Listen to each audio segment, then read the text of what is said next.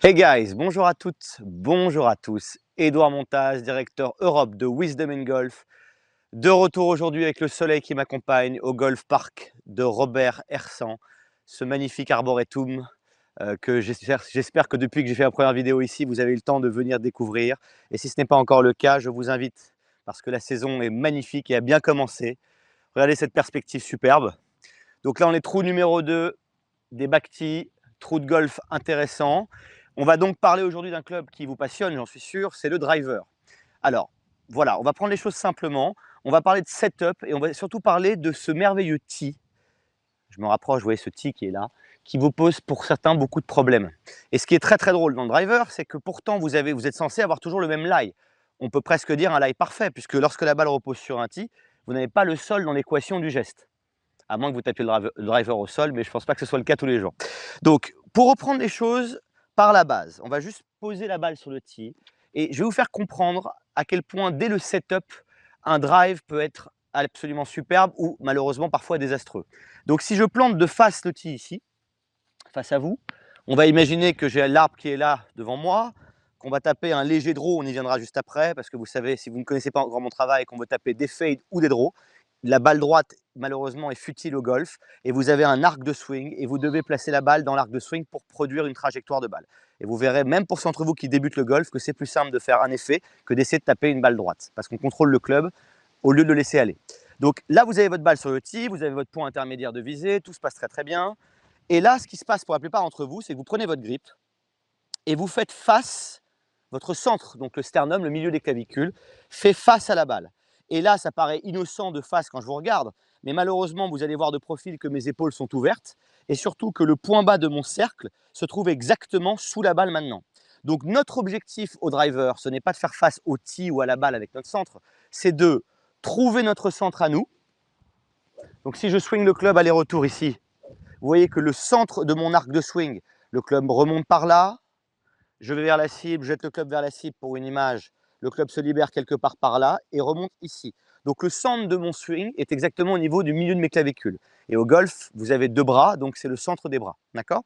Donc maintenant, si je place le centre de mes bras ici, à côté de la balle là, de profil, ce qui va se passer, je vais me mettre ici pour être sûr que vous voyez tous, je plante mon tee, on va dire que j'ai l'arbre là-bas ou le beau poteau de téléphone qui est là-haut, qui peut être ma cible. Et je fais donc face à la balle ici avec mon centre. Là, vous voyez à la caméra de profil que déjà mes épaules sont orientées à gauche. Donc, en essayant de vouloir avoir un bon contact de balle, je suis déjà disposé pour taper un slice. Ce qui n'est pas ce que vous cherchez, j'en conviens. Donc, il y a plusieurs clés au driver, mais la première principale, c'est de comprendre qu'on veut trouver notre centre à nous en faisant des swings aller-retour sans s'arrêter. Le centre des clavicules est là où les bras se réunissent ici. Et maintenant, aborder la balle.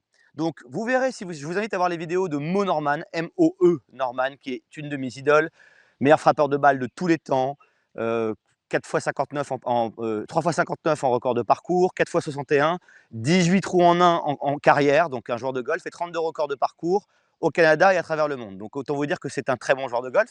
Il a été considéré pour la plupart comme le meilleur driver de balle de tous les temps. D'accord?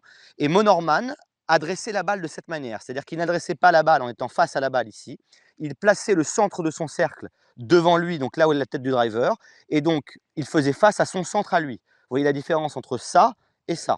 Donc maintenant, si je devais avoir la balle par exemple ici, mon focus au driver est de couper le haut du tee, d'accord, j'ai enlevé la balle, de couper le haut du tee dans la direction de là où je veux que la balle démarre. Donc là, on est bien d'accord que si mon centre reste là, le club monte, mon focus est de délivrer vers la cible, je reprends mon appui, j'ai ma cible en tête, je délivre dans l'endroit où je veux aller, le club commence à se libérer par la gravité ici, frôle l'herbe et prend le haut du tee au passage.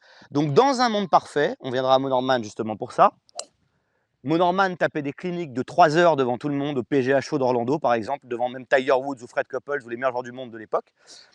Et à la fin, il prenait son tee, il le donnait à une spectatrice en disant « Je ne suis pas là pour casser des tees, je suis là pour swinguer vers des cibles ». Donc, dans un monde parfait, vous ne devriez pas casser votre tee. Maintenant, si vous avez une balle sur le tee ici, et c'est normal parce que le driver peut provoquer ça, c'est le club évidemment le plus long du sac et c'est le club qui demande le plus de lâcher prise. Donc pour vous, si vous êtes encore à ce stade, vous avez envie de contrôler le club pour taper un gros drive, on est bien d'accord. Donc vous vous mettez face à la balle, là déjà mon axe est ici, donc je vais passer sous la balle.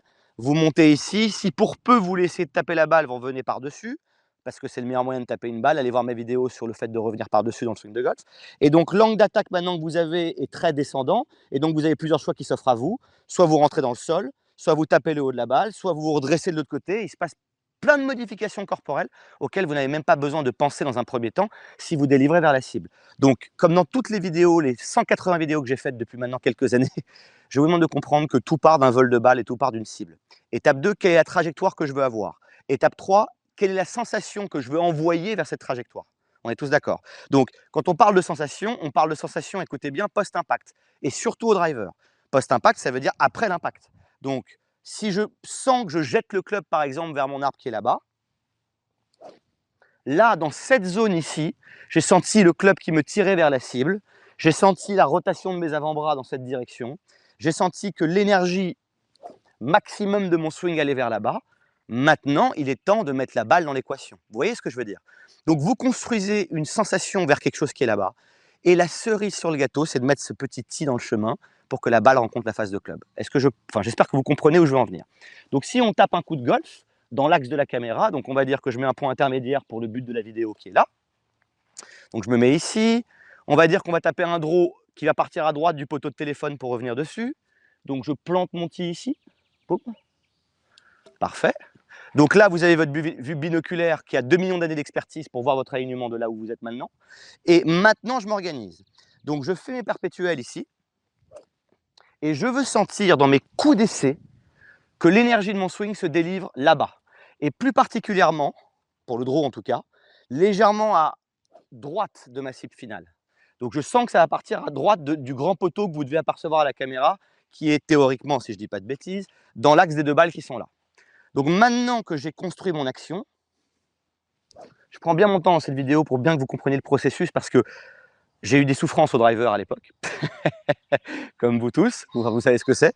Et maintenant que c'est un club que j'adore taper, qui est un club qui me met en confiance, et comme disent beaucoup de grands golfeurs, no drive, no game. Donc s'il n'y a pas de drive, il n'y a pas de jeu, parce que la distance est quand même très importante pour faire des scores. Donc maintenant, je me mets ici, je sens que je jette le club vers la cible dans cette direction et que le centre de mon swing est là. J'avance la structure à la balle. Donc, pas l'erreur de faire face à la balle, je fais face à mon centre. Donc, j'ai un peu d'espace entre ma tête de club et mon driver, on va dire une dizaine de centimètres. Si je le fais face à vous, je fais donc mon coup d'essai avec mon release à droite de draw. L'énergie va donc à droite de ma cible finale. Le centre du swing est là, j'avance la structure. Donc, pour un draw, vous placerez la balle milieu gauche dans l'arc.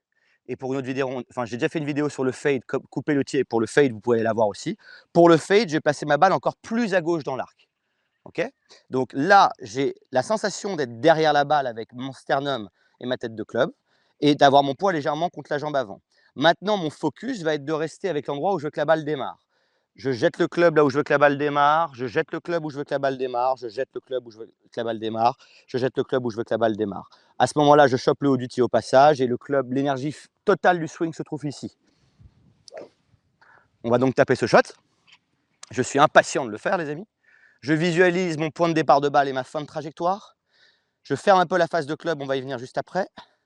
Et j'ai mon setup. Donc là, je sens, quand je suis là devant vous, que je peux délivrer à droite du point intermédiaire sans aucun effort. Donc je reste avec la sensation de jeter le club à droite du point intermédiaire. C'est parti. Donc à l'équilibre, j'en profite les amis, j'ai mon draw qui est sorti là où je voulais qu'il sorte et qui est revenu à une belle hauteur. Très agréable contact. Et à l'équilibre, vous pouvez voir que le coup a forcément été pas trop mal. Plutôt même bien, parce que si un joueur finit en équilibre, ça veut dire qu'il a contrebalancé la force centrifuge qui le tire hors de son centre de gravité, et ça a été le cas. Donc là, ce que j'ai ressenti, c'est que je jetais mon énergie vers la droite du point intermédiaire avec le haut du tee dans le chemin. Ce qui est important de comprendre là-dedans, c'est que si vous restez avec la sensation post-impact pendant tout le geste, vous allez avoir un backswing merveilleux qui va se prendre en charge tout seul. Vous gagnez un backswing gratuit, une prise d'élan gratuite si vous êtes sur le post-impact, sur le release. Si vous pensez à votre backswing quand vous avez un drive à taper ou n'importe quel coup de golf, vous aurez peut-être le backswing de vos rêves et vous irez vers la balle. Donc pour le setup, je récupère juste mon tee. Pour le setup, vous voulez vraiment être ultra vigilant sur deux choses. Où est ma cible finale? Donc je me remets de face par rapport à vous. On va dire que c'est l'arbre qui est juste là. Donc j'ai mon point intermédiaire pour l'entraînement qui peut être un divot ou qui peut être une herbe plus claire ou une marguerite, tout ce que vous voulez, qui n'est pas plus loin que ça par rapport à la balle que je vais frapper, ce qui m'amène vers ma cible finale. Donc, direction finale. Maintenant, je prends le choix pour mon draw de réaliser à droite de cette cible-là. Donc, je plante mon tee. Voilà, merveilleux. Et maintenant, je veux vraiment ressentir ce release. Donc, je m'aligne ici, parallèle à ces lignes-là, et je sens des beaux releases qui vont légèrement à droite de l'endroit où je veux que la balle termine.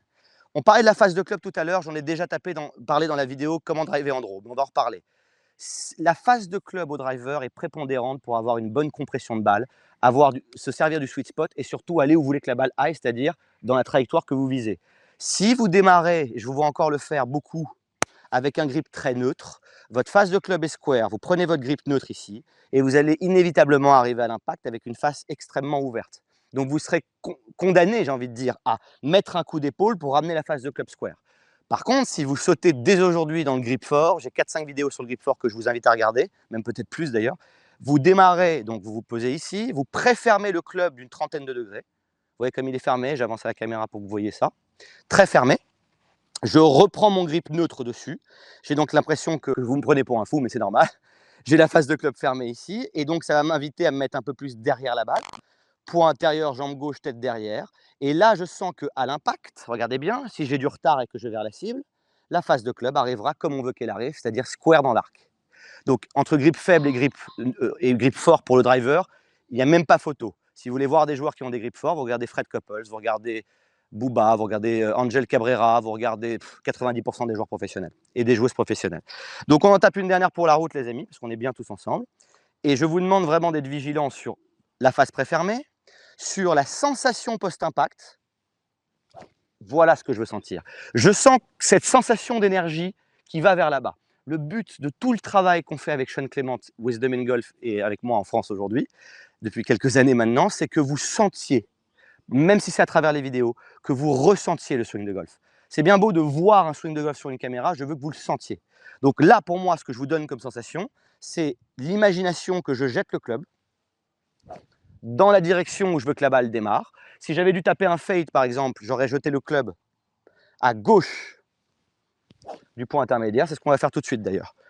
Donc j'ai ma cible finale qui est encore là-bas. Et là, on va s'amuser à taper un drive qui va démarrer au-dessus des arbres de gauche pour revenir vers là-bas.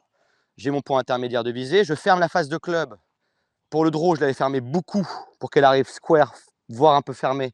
Pour le fade, je vais encore la fermer, mais un tout petit peu moins pour qu'elle arrive square, un peu ouverte. Vous verrez ça, les modifications par rapport au vol de balle. Et on va réaliser à gauche du point intermédiaire. Donc pour le setup du fade, la seule chose qui change, c'est que je m'aligne là où je veux que la balle démarre et je réalise dans cette direction. La gravité passe là. Ma balle est plus à gauche dans l'arc. La question que je me pose et que vous devez vous poser, si je jette le club à gauche du point intermédiaire, est-ce que le haut du tee va être dans le chemin? Là, c'est le sol que je vais frapper. Là, je vais toucher le sol avant. Là, il faut que je contrôle le club pour aller chercher la balle. Le club va se déployer là. Donc, comment savoir la bonne distance entre vous et la balle? Le release d'essai, ça passe là. J'avance la structure. Mon attention est sur la gauche du point intermédiaire et la sensation de jeter le club. Et je laisse la gravité m'accompagner pour ce beau mouvement. Gauche du point intermédiaire. Gauche du point intermédiaire. High cut. Et ben voilà les amis, ça m'a beaucoup plu ça. Donnez-moi votre feedback, n'hésitez pas à liker cette vidéo, partager, la commenter. J'ai besoin de votre retour. Mes élèves, hashtag mes élèves sont mes professeurs. Travaillez sur votre setup, vous ne faites plus face à la balle, vous êtes derrière la balle, que vous tapiez le drive en fade ou en draw. Variez les placements de balles et s'il vous plaît, donnez-vous la chance de sentir une sensation post-impact et non pas vers la balle. A très bientôt sur YouTube, si vous avez des questions, n'hésitez pas, je suis à votre écoute. J'espère que cette vidéo vous a plu. Si c'est le cas, n'hésitez pas à vous abonner à ma chaîne pour recevoir en temps réel toutes mes dernières vidéos. A très bientôt pour la quête du swing du golf sans effort et pour progresser ensemble.